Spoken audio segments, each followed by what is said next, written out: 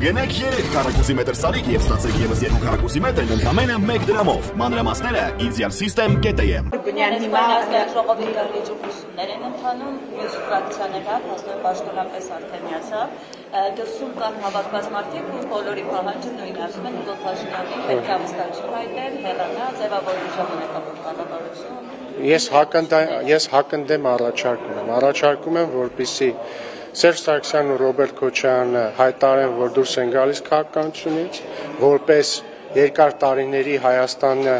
կեղեքած կոռուպցիոն համակարգի հիմնադիրներ եւ ղեկավարներ եւ նաեւ ընտրակեղծարարներ, առաջարկում եմ, որ Հայ հեղափոխական դաշնակցությունը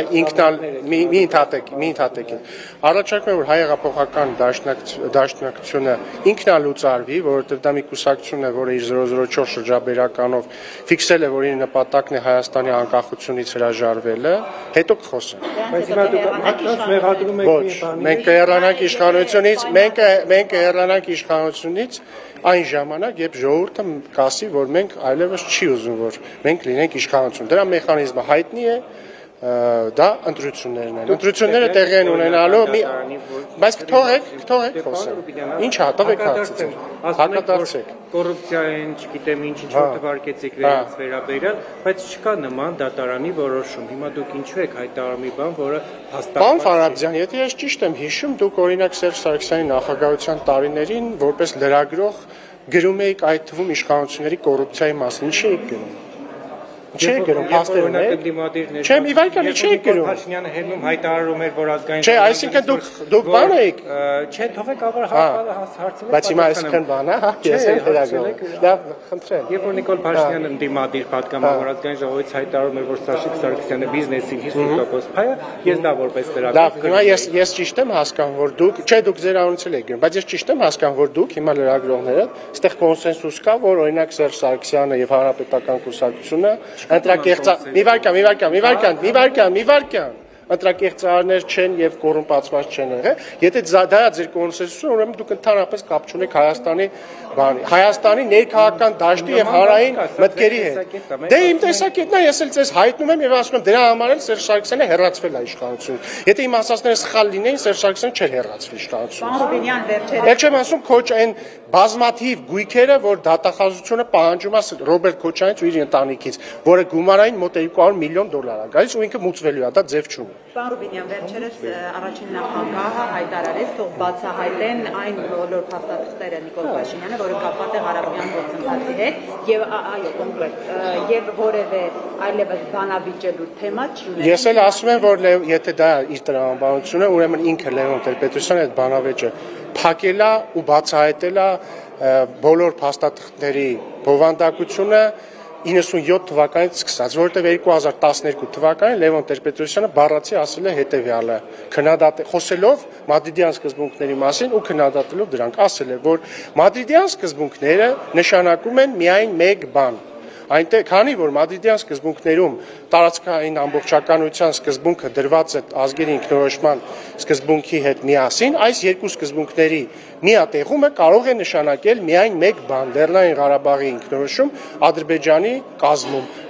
Լեռնային Ղարաբաղ որպես ավտոնոմիա, ինքնավարություն Ադրբեջանի կազմում։ Հետևաբար Լևոն Տեր-Պետրոսյանը իդեպ ճշմարտացիորեն, ինչ ասել է, ճիշտ է ասել։ Դեռևս 2012 թվականին ֆիքսել է, որ մադրիդյան սկզբունքները, իսկ հիշեցնում եմ, մադրիդյան սկզբունքների ընդունումից հետո բոլոր բանակցային փաստաթղթերը հիմնված են եղել մադրիդյան սկզբունքների հիման վրա,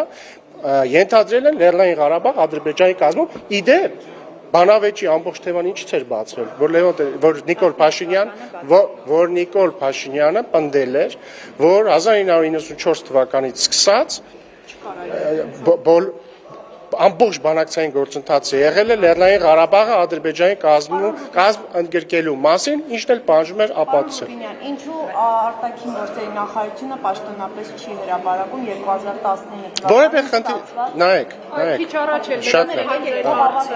հարցը Իշխան Սաղաթելյանն էլ նման պահանջարկում։ Չէ, կապ ունի, որտեղ Իշխան Սաղաթելյանն ու Լևոն Տեր-Պետրոսյանը շատ նման են միմյանց ամեն ինչով, հատկապես ինտելեկտուալ մակարդակով, բայց տեսեք, նախ հայտարարվել է, որ որևէ քաղաքական կաշվանքանդվածություն չկա զուտ բանի հետ կապված, այսինքն այդ փաստաթղթերը միայն Հայաստանի փաստաթղթերը չեն, եւ որոշակի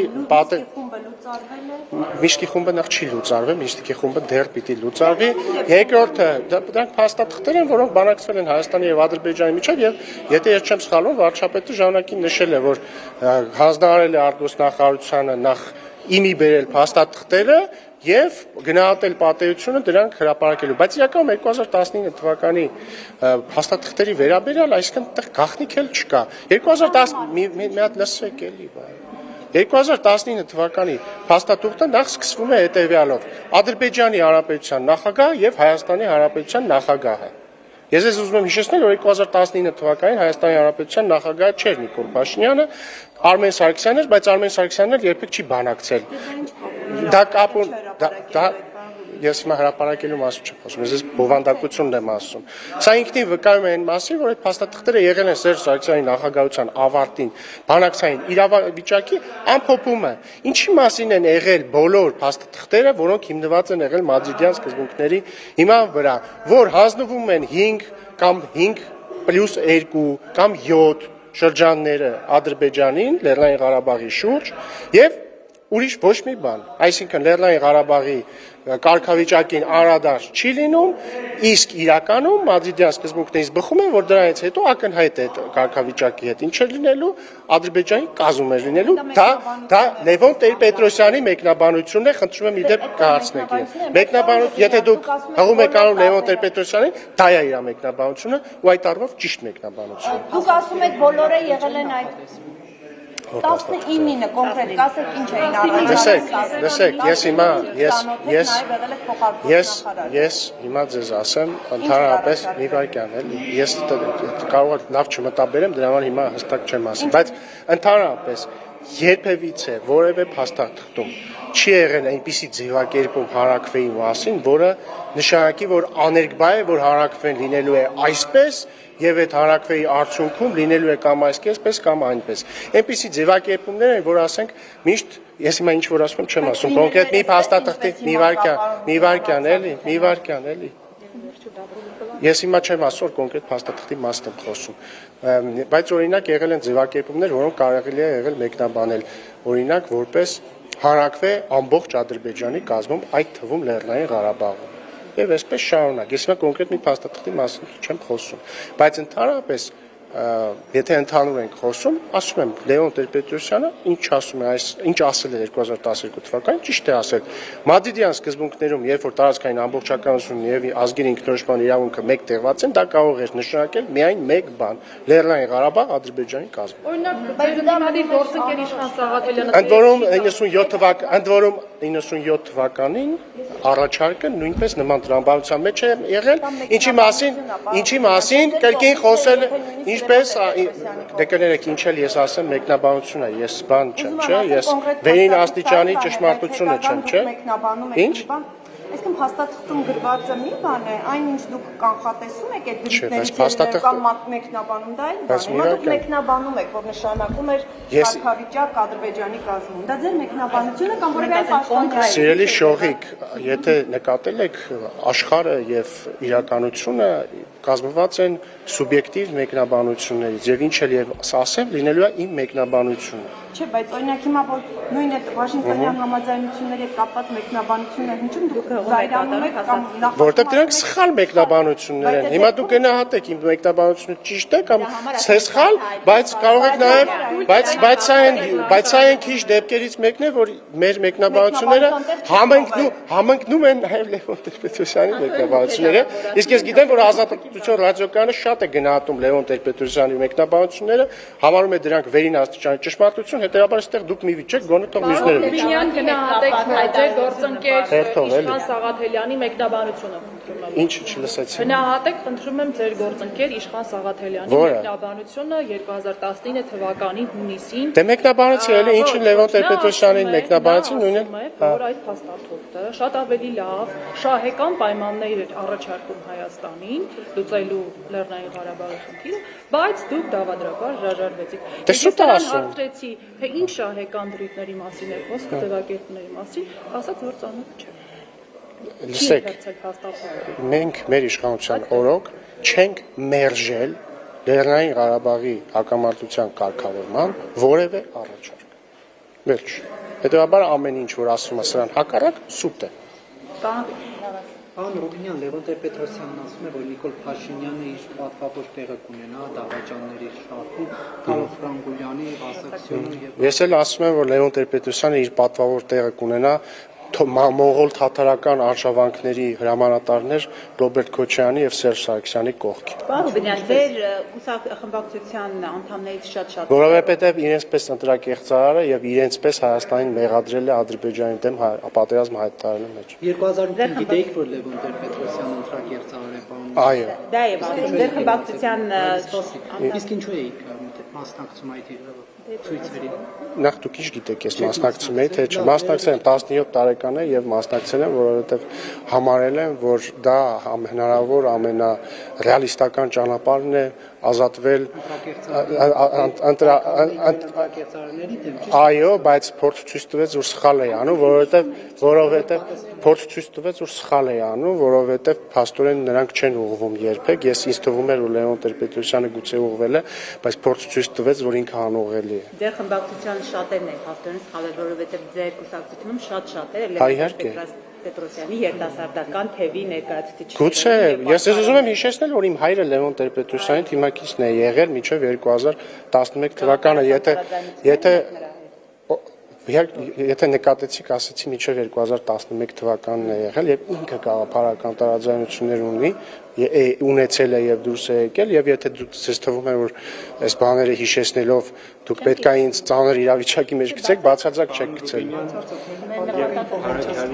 Ողբերգական դեպքին կուզենայի անդրադառնալ որպես իշխանության ներկայացուցիչ Սպանության հաջորդ առավոտյան Նիկոլ Փաշինյանը եւս գրառում արեց իստորիության խոսելով, որ կախարդելիչ գործողություններ պետք է արվեն, նրանք ովքեր թերացել են պետք է անմիջապես կրեն պատասխանատվություն, բայց արդեն երրորդ օրն է, այսօր արդեն հողարկավորել են համայնքապետին, չենք տեսել որևիցե կերպ այդ պատասխանատվության զգացում, այսինքն քաղաքական պատասխանատվություն, ինչպես դա պետք է արտահայտվի եւ արդյոք իշխանությունը կրում է որոշակի մեղավորություն, որ անպատժելիություն կա Հայաստանում եւ համայնքապետը գնդակահարվում սեփական տան դիմաց եւ նաեւ ոստիկանության ծառայում։ Նախ պատասխանատվության մասով ես նոր տեսա մի քանի լուր, որ Արմավիրի մարզի ոստիկանության, եթե չեմ սխալվում, քրեական ոստիկանության պետն է ազատվել աշխատանքից։ Չեմ կարող պնդել, բայց ենթադրում եմ, որ սա կապ ունի պատասխանատվության հետ։ Դե չգիտեմ, իրոք չգիտեմ, ենթադրում եմ։ Հաջորդը ինչ որն էր հարցը, ասացիք 4-րդ օրնա դեռ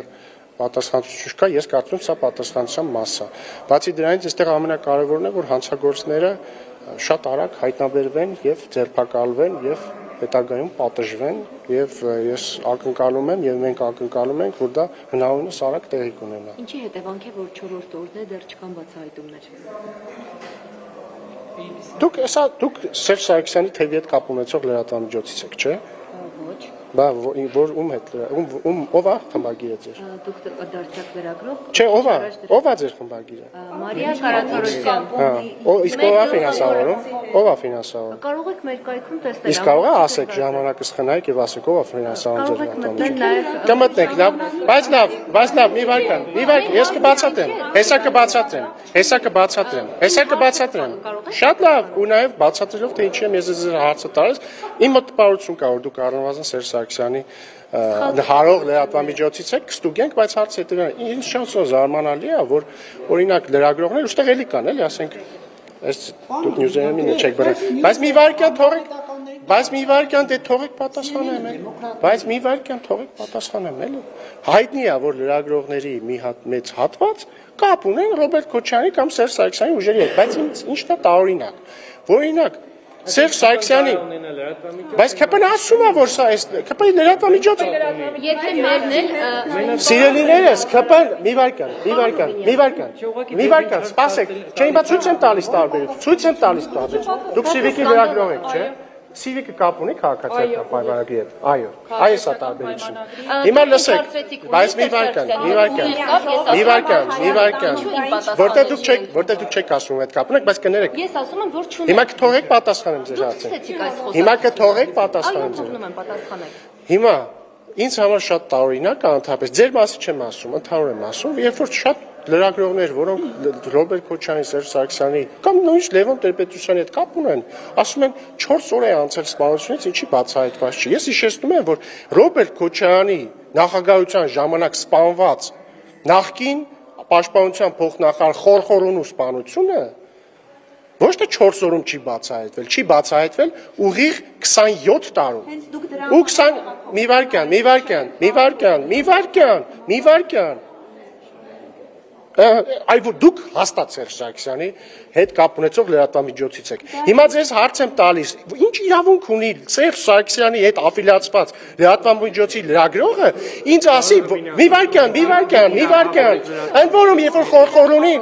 երբ որ Խորխորոնին սպանվել է, եթե չեմ սխալվում, Սերժ Սարգսյանը եղել է